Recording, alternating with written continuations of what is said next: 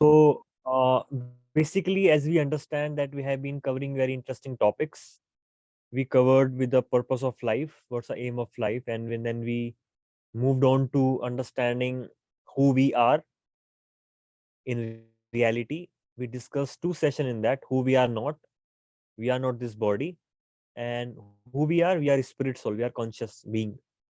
In the next topic, we discussed about the presence of God, whether God exists or not. First, we again refuted the philosophy of scientists, philosophy of atheists, that how there are a lot of loopholes in their theories, what they present and what actually the reality is. And then we understood from the principle of creativity, from the principle of artistic in the creation. There's an artist, there's a creator, there's a designer, there's a orderliness organizer of this creation. Then we finally concluded that there is a some supreme being who exists and who has all these personal qualities which helps us understanding much better. So in that sense, we have covered three topics: who we are, what's the purpose of life, who we are, and does God exist. So in today's topic and the next upcoming topic, we'll be discovering about ourselves more. So we'll be again going back to the second section, wherein we discussed that we are not this body and we are a spirit soul.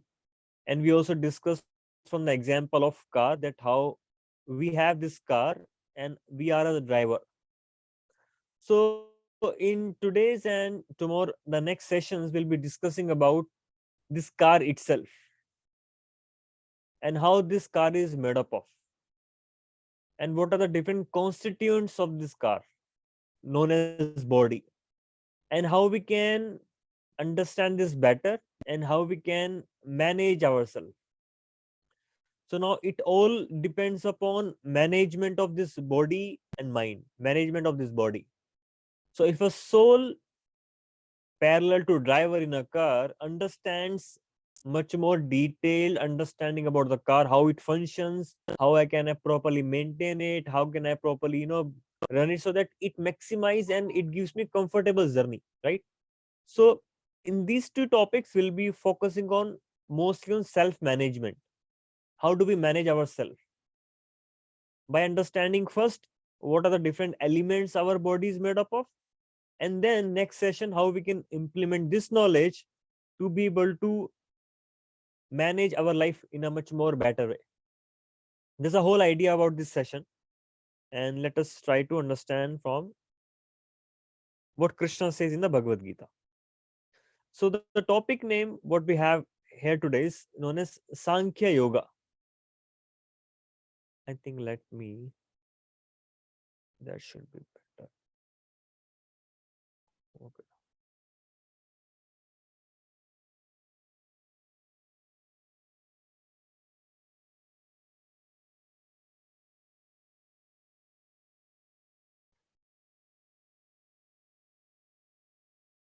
I think I should be visible for all of you with the PowerPoint so that, yeah.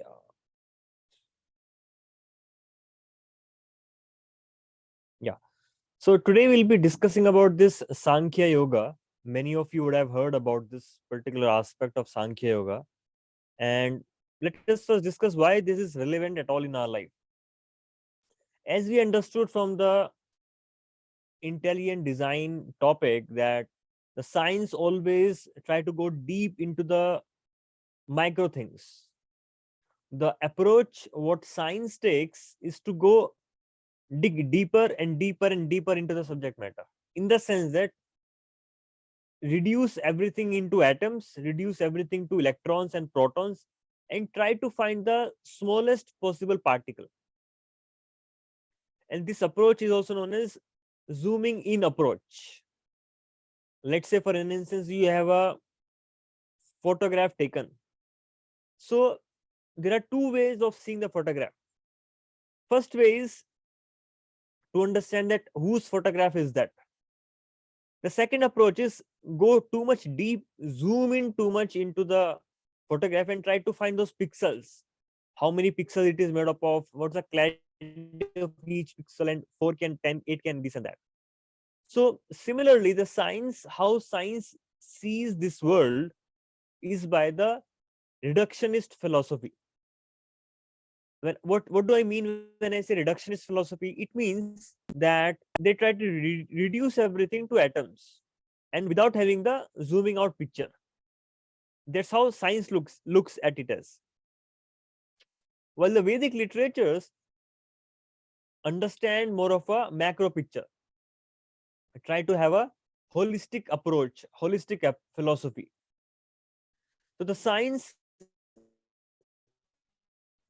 takes the micro picture of this world. The Vedas takes the macro picture of this world. So, for an example, we have a car. So we can do two things with the car. One thing is we can, let's say, I have to go from Edison to Manhattan. Let's say I have to go to Queens. From Edison, I want to go to Queens. So I have a car. Car is I have taken a rental car. I didn't have my own car. I took the rental car. Okay. And in this rental car, I didn't know the constituents of the car, the horsepower, the engine, and this and that, everything. So, and the car is there with me for a whole day, for the, let's say, 12 hours. So one way of using the car is I disassemble the entire car and I try to understand, oh, here is engine, here is clutch, here is brake, here is the music system, and here is this, how this is fabricated. So I kind of disassemble the entire car just to study how the car looks like, because I just become intrigued to see the car. Right? That is one way of doing things. The second way of doing things is, that is one approach, that is known as micro. Just dig deep into it and just try to break everything apart and just try to understand with that particular nature. The another approach, or what a person can have, is that I want to see the how the car can function. Where is the brake? Which gear system is being used here? Whether I have gas in my car or not? Whether I have GPS system working or not? So we can see all those functionality aspect of a car. And by understanding functionality aspect of a car, I can use the car and I can fulfill my purpose. I can go to Queens and I can just use the car for my purpose. So what do you think have maximized the benefit of a car for 12 hours, what was being given to me? Maximize the benefit of fulfilling my purpose. Which approach? Breaking down the car into different Second approach, yeah. Mm. components, or just try to understand how it functions and just use the car? Yeah. For short term, just use the car. Yeah, just use the car, because it is being given for a very short period of time, and just use the car and just go to your destination and just finish, right? Similarly, our science, what it does is try to understand the first approach, micro approach, while the Vedas, the Vedic literatures, try to understand this body in a holistic perspective, zooming out picture, that this body has certain components, and let us try to understand how this component works and how we can use that knowledge to fulfill the purpose of life. So that is what our Vedic literature talks about. So the Sankhya philosophy is a study of human being, is a study of body in that particular way. The second way, that it describes how this, what this body is made up of, in a very holistic picture, the macro picture, and then use that knowledge to run this body mind system in a much more better way. So that's the whole idea. So now this Sankhya yoga means, as it is very much evident from the name itself, Sankhya means Sankhya. Sankhya means the counting, right? And yoga means the connection. So we'll be having a separate topic on the yoga itself. There will be discussing what yoga is, what are different kind of yogas, what are existing. So just for a clarity purposes, we have one branch of yoga known as Sankhya yoga. And in that yoga, we try to analyze this body.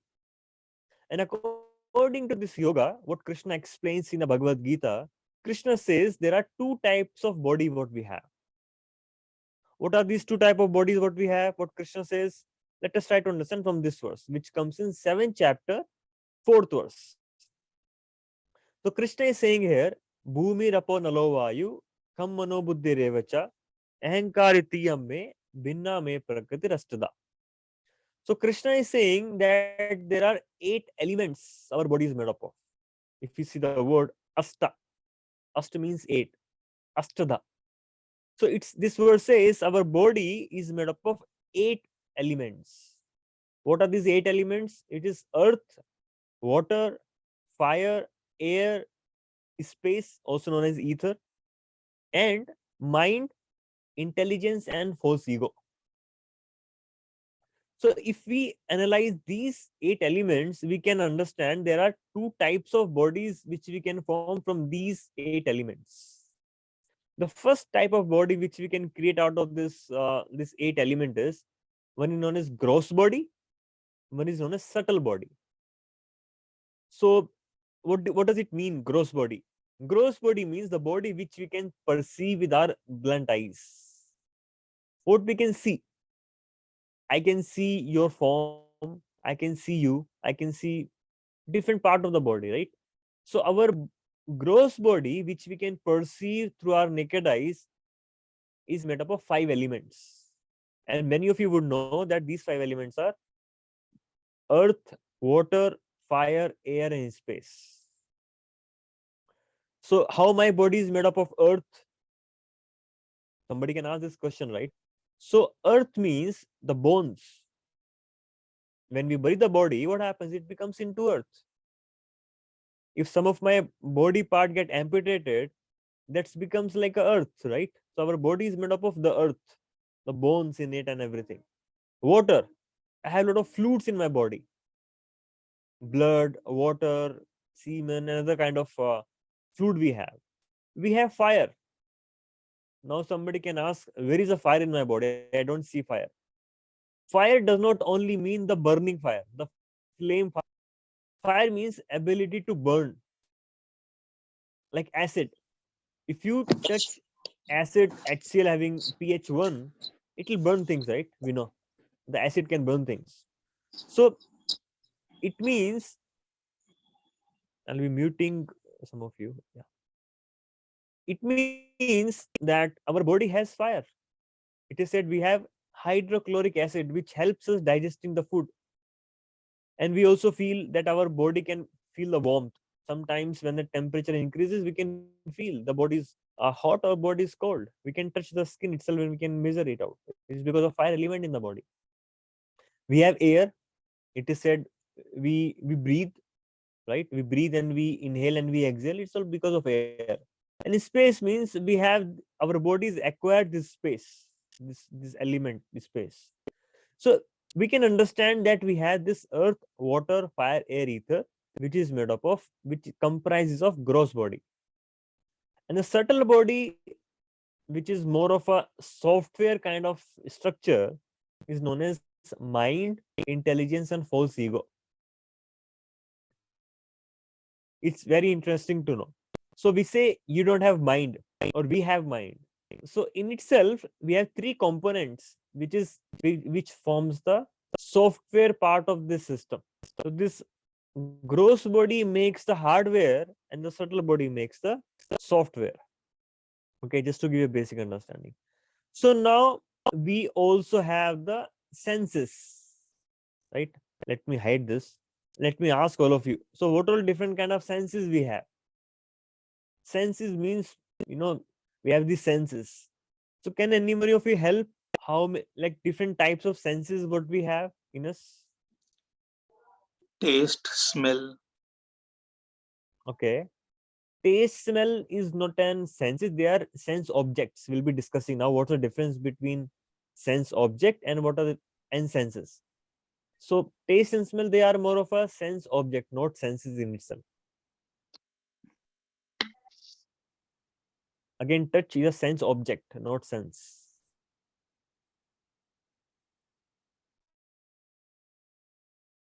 Sight, again, is a, yeah, ability to see. Eyes, basically sight means eyes. Yeah, eyes is one of the senses. Just giving an eye is one of the senses. Now you can figure out more senses. So eyes is one of the senses. What are other senses we have? Skin, Skin, nose, touch, ear, nose, taste, like tongue. And we also have like hands, legs, speaking ability, and we have the rectum and genital. So it is said that we have 10 senses. And as you can see, we can differentiate, we can categorize these 10 senses into two different sections. The first category is hand, leg, voice, genital, and rectum. The second category is eyes, ears, nose, tongue, and skin. Okay. So now we have to understand one important thing, why they have been categorized into two different sections. Anybody would like to give it a try? Why these two categories are formed? On what basis? What is the The basis of keeping two different working categories of ones, senses? working ones that we use daily and for our regular work, whereas the knowledge acquiring, we try to acquire knowledge using those. Yeah. So in that sense, if we see, there is something known as input and there is something known as output. So if you try to understand any system, let's say I want to understand this laptop which I'm working with, right? So I can give some input to my laptop. Okay. And based upon my input, it will give me some output. And who will process the information? The software will process the information. The operating system will function, will do the processing part of it, right? So the input senses is the knowledge acquiring senses. We take input on this system with the help of knowledge acquiring senses. With the eyes, we take input. With the ears, we take input. With the nose, we take input. With the tongue, we take input. And with the skin, we take input. Okay. So with these inputs, the mind, the internal software processes the information what we have taken, and we have this working senses which give the output. So now we have to understand one interesting thing is that what kind of information we can gain through the eyes. So what kind of information we can gain through the eyes? The form. What form is this? Is it square? Is it circle? It is rectangle. So eyes helps us see the form, what form it has. The ears. So what kind of information our ears helps us gaining? It's sound. From sound we get a lot of information. The present example is what we are discussing now. From eyes you're seeing those numbers, and from ears you're hearing me, gaining information and processing in your mind, right? Nose. What kind of information we take through our nose? Smell. From tongue it is taste, and from skin it is touch. Whether it is cold, whether it is hot, whether it is like neutral, and this and that. So if we try to analyze this, what we just discussed, can we have this like this? Knowledge acquiring senses and their associated sense objects. So in totality, I don't want to confuse you further. There are much more detail into it. In totality, if we have to understand things, we have two types of bodies. One body is gross body, other body is subtle body. The gross body is made up of 15 objects, 15 elements. The five are earth, water, fire, air, ether, and the five working senses, output senses, total 10. And then we have the knowledge acquiring senses like tongue, skin, nose, eyes, and ears. Total 15. And five we have sense objects. So if you try to analyze your life, what life is all about? Life is all about using my gross body and using my subtle body and interacting with the outside world, which is a combination of all these different sense objects. Let's say, for an instance, you are watching a movie. In that movie, there's a sound experience, seeing experience, and you're eating experience. So basically what's happening is your eyes are seeing something, your ears are hearing something, your tongue is tasting something, and you have that soft cushioning effect of the seats, nice touch. And if it has nice aroma around it, like, nicely perfumed and everything, it has nose is smelling something, it becomes a very good experience. So experience of my life, what we discuss in the second chapter, that we are an experiencer in this body. So how are we experiencing? We are experiencing with the help of my senses and by coming in contact with these different sense objects. So everything around me are a composition of different sense objects which contact me as a person, gives me some sort of input, and my subtle body process that, and based upon that I have the output from the working senses. So that is how we understand from a Sankhya Yoga perspective that our gross body is made up of these 220 elements, and the subtle elements are mind, intelligence, and false ego. Will be, I think, we'll be discussing maybe next time if we don't have time today, and then it makes a complete picture. So I hope I am clear till this point of time. And if anybody have any doubts till now, whatever we discuss, maybe we can have a bit of question answer. Then we can go further if time permits us.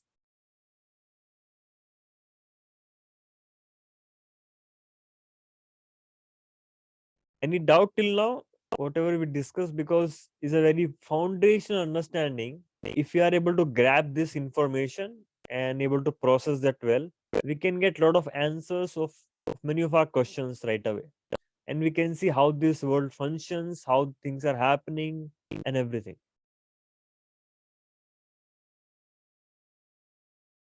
So just to again revise you, we have this body which is made up of earth, water, fire, air, ether, and it has 10 different kinds of senses, and these senses take information from the surroundings in the form of touch, taste, sight, and everything, which process the information in the subtle body like a software, and my working senses give the information out.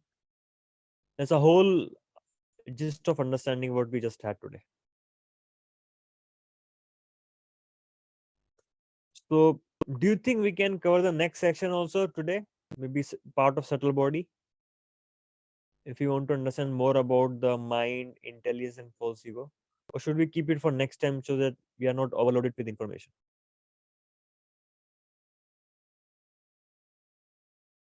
Okay, so then we can go ahead and let us continue with our presentation.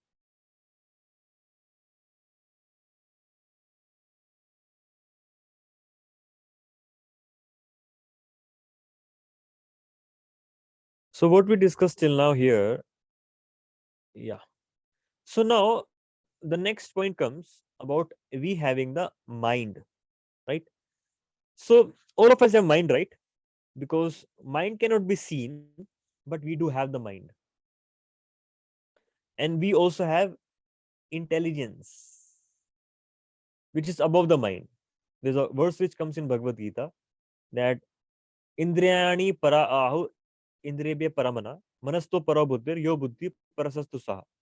It says our mind is greater than this body because our mind can supersede the bodily functions, and intelligence is superior than the mind. The superior is sense of identity. So in that sense, now very interesting thing is that our mind, our internal software is made up of three systems. Our internal system is made up of three elements. First is mind, second is intelligence, third is false ego. So now question comes, how can you differentiate between three of them? How do we differentiate? Because I cannot see any of them. And how do we differentiate? So we can differentiate them only on the basis of their function, because all three of them have different function. You can just imagine a software which has three different parts. In the sense that a programming which has three different sections: programming A, programming B, programming C. And all these three different programs comprise a whole software. It has three different sections. So specifically it is said that what is the function of mind? The function of mind is three things. First function of mind is to generate thoughts. The thoughts what we get, the thinking, is a mind which generates that. And the other true function is now whether to accept it or reject it. So generate thought, accept the thought or reject the thought. Based upon what? Based upon what information should I accept or reject? For an example, you're moving out in the let's say you're going to some supermarket. In the supermarket you see a nice sweet shop. Okay, in that sweet shop you see nice cake. So as soon as we see the cake, what comes to my mind? Let me eat it. So mind generate the thought based upon the information what I get from the surrounding. Cake form, how taste is smelling, right? The cake has form, the cake that soft, nice smell.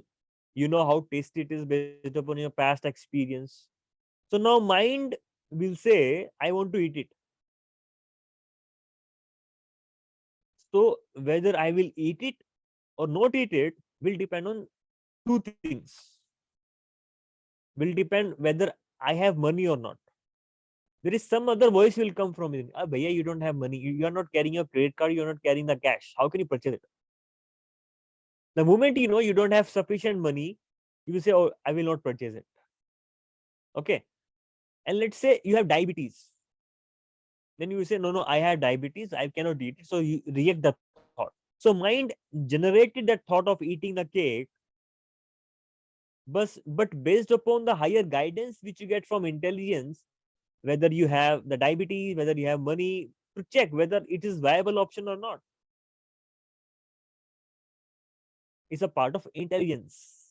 So mind will generate thought, and based upon the guidance which comes from intelligence, I will accept or reject that thought. So three functions of mind: generate thought, accept it, or reject it based upon the guidance which is coming from the intelligence. So in that sense, the intelligence becomes superior to mind. That's what it says. The intelligence becomes higher than the mind because it can guide the mind. Mind will not know whether it is good for me or bad for me. It is only intelligence which can decide it is good for you or not good for you. It's so important point, right? So now there are five functions of intelligence.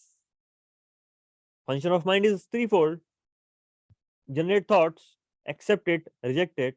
There are five functions of intelligence based upon what the intelligence will process the information and will give the feedback to the mind.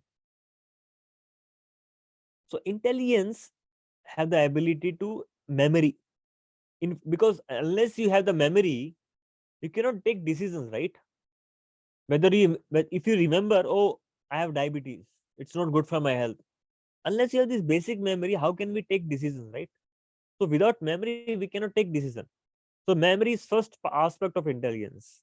Second aspect is comprehension ability, whether you're able to comprehend what is being presented to you or not.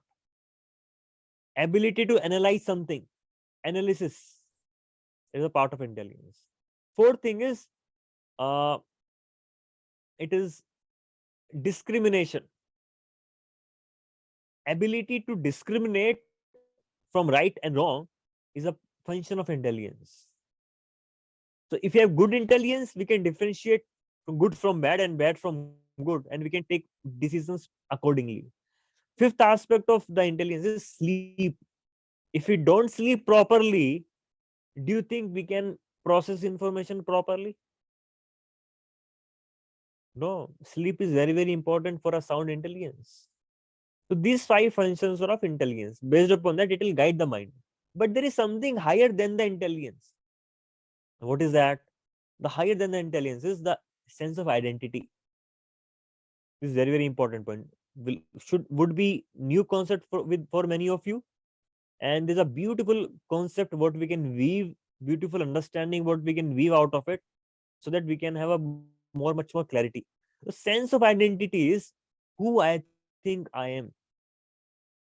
So the foundation thing is what I think I am. Based upon that, my intelligence will function. Based upon that, my mind will function, and based upon that, my body will react. For an example, I always give the example. I'm talking to my, let's say you're in your office and you have a call from your mother. So when you're talking to your mother, what sense of identity you have? I'm son of my mother, right? Because you know I'm talking to my mother and I'm son of my mother. Accordingly, your intelligence will behave. What should I speak to my mother? What should I not speak to my mother? How should I speak to my mother? What kind of feeling I should have towards my mother? All these kind of things. And accordingly, we'll speak. And as soon as you disconnect from the call, your wife calls you. So for a wife, who are you?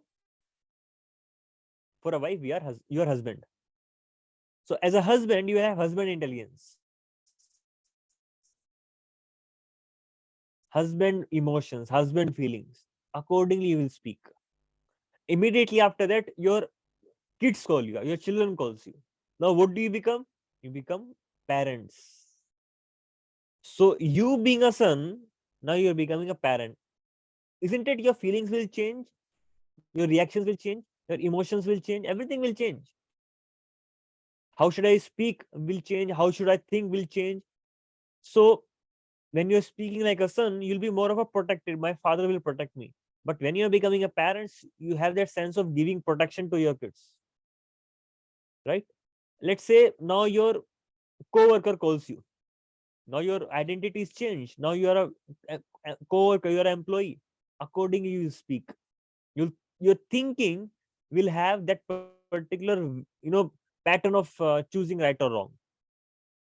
So based upon what I think I am, my intelligence will function, my mind will function accordingly. That is known as false ego. So for an example, one more example to make you clarify in this. India Pakistan match is going on and India wins. There are two people watching same match. One think I am Pakistani, one think I am Indian. The Indian will be very happy, his mind will be very joyful, but Pakistani will be very sad. Although same match is going on for both of them, but they will have different reactions. Based upon what? Based upon what sense of identity I have with me. As identity changes, my life changes. The way I think changes, my emotions changes, everything keeps changing. The the most important aspect is the sense of identity, who I think I am. And we understand that I am a spirit soul. So if we can have this real identity, accordingly my mind and intelligence will function. So that's what 3 elements are made up of. And now we'll be moving towards quiz and then we'll move toward question answer session. I hope that was a little eye-opener session for all of you.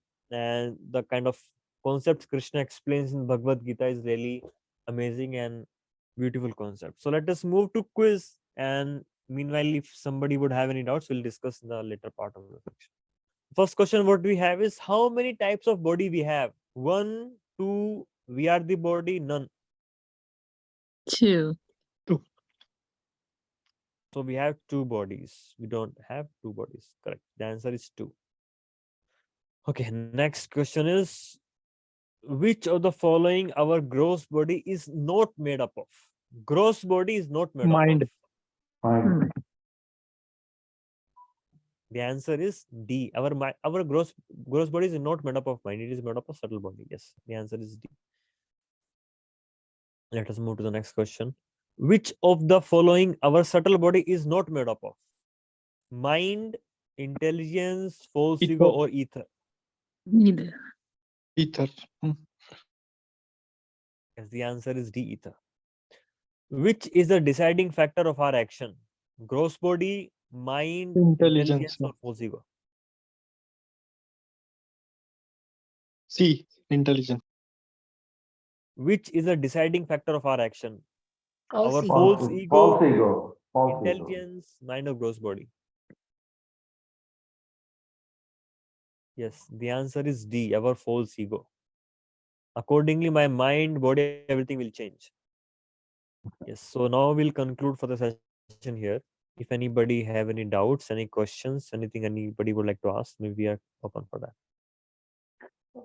Can you explain about the intelligence once more, a little bit? Kind of confused between false ego and intelligence. So intelligence is a way of processing the information. How do we process the information? For an example, the logic what we are putting in the program, through what logic it will function. So logic means what kind of output I want.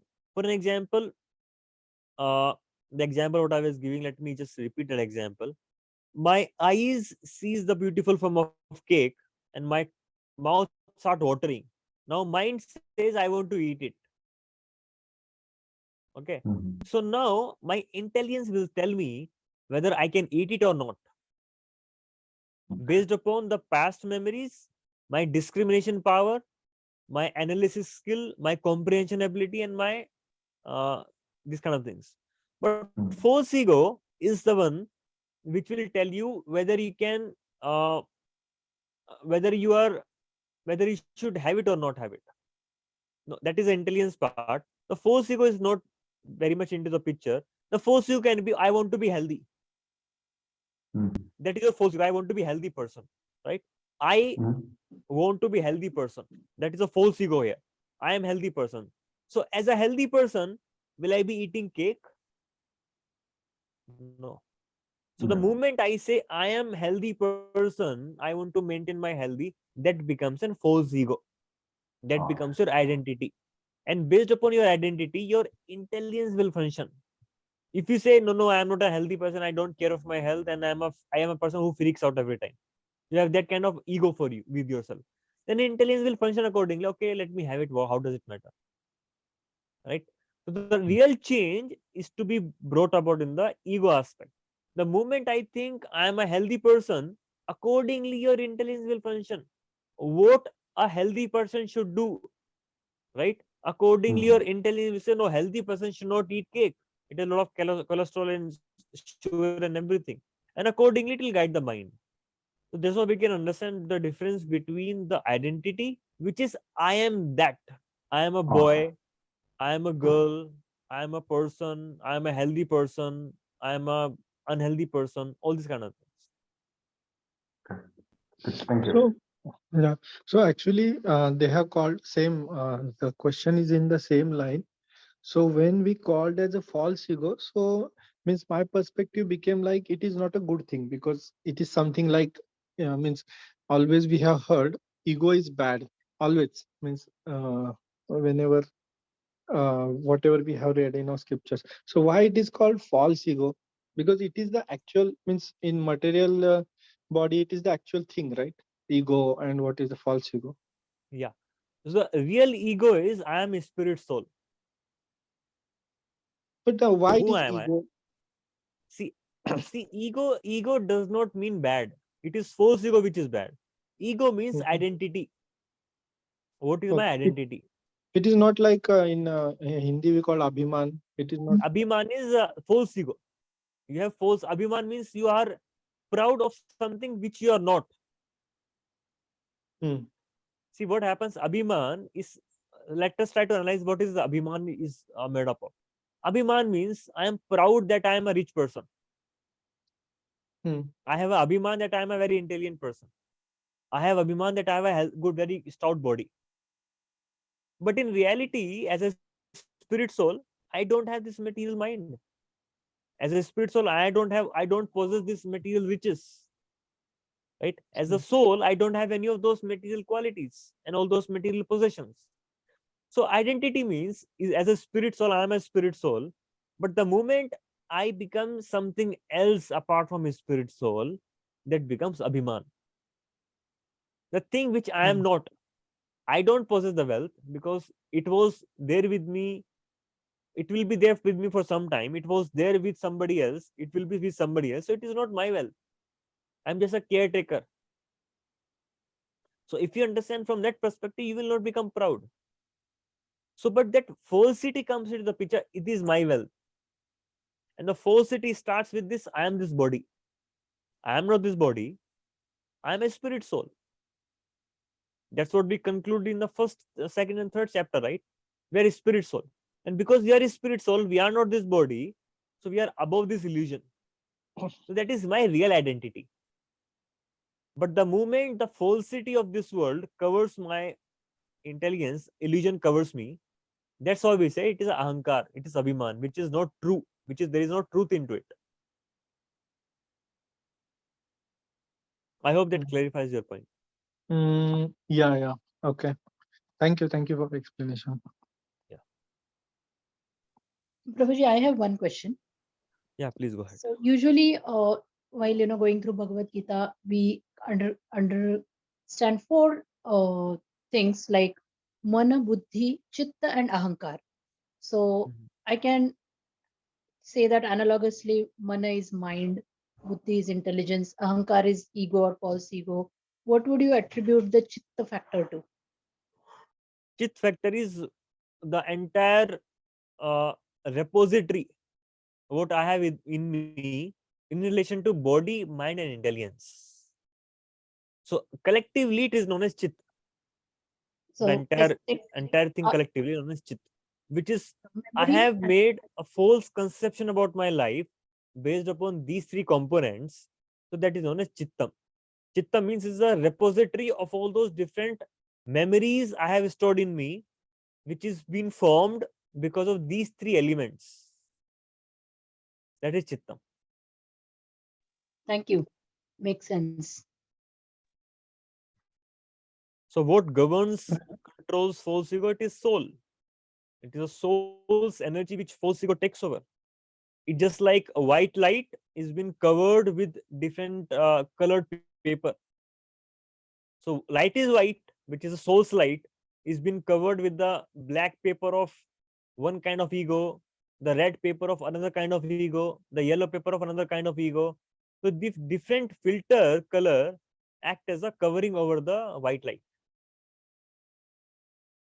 that Got is it. emanating from soul. So false ego takes the power from soul itself, but we use it for different purposes based upon what we think we are, which is not right, and which kind of there's a original trap which we should be breaking apart. So liberation means breaking all these false egos, uncovering all those different layers of ignorance, and again allow that bright light of soul to shine through me. Got it. Thank you. Anyone else have any other doubts regarding this topic? So next time we'll try to cover more of a application part, and I think we have a program next Friday. We have a house program in Princeton, so we may not be able to meet next Friday. So if anybody is in Princeton area, they can ping me. I can send the details. We'll be having class in person, and I think we can have this class maybe on